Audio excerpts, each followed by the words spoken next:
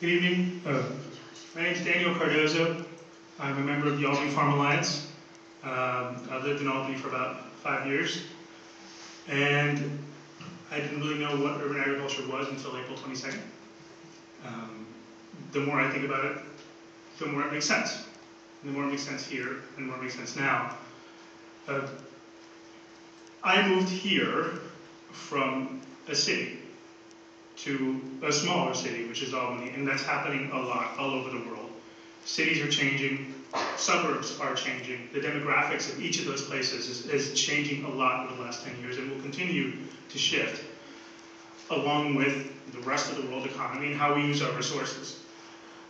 To me, that means that we need new thinking about sources of food. We need new thinking about the use of our local resources that we use together for each other in order to provide for those changing demographics.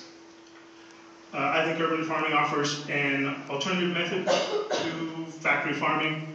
I think it provides an alternative to large-scale agribusiness that offers great profit to a small group of people, but provides a steep cost to the rest of us in terms of how those resources are used. Now that's pretty big. It's a pretty big concept to consider for a town that's about a square mile in size.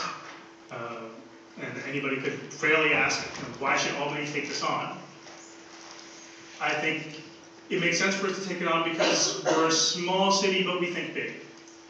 For a town that's this small with this small population, you wouldn't expect us to take on the responsibility of climate action or sustainability, and yet we have a sustainability committee. We have a climate action plan. I think that broad perspective that Albany has means that Albany has room to think about these larger issues and perhaps provide an example of a way to resolve some of them right here across the street. And I think part of the reason that that makes sense is that it's consistent with our values as a city. Values that I've embraced and found joy in as my children go through the school district, from one school to another.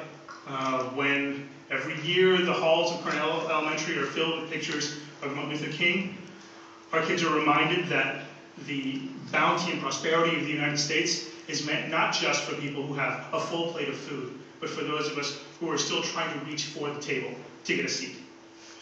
When we learn about the history of the Albany people and our impact on the environment, we learn that we have to think about those who came before us and those who will come after us.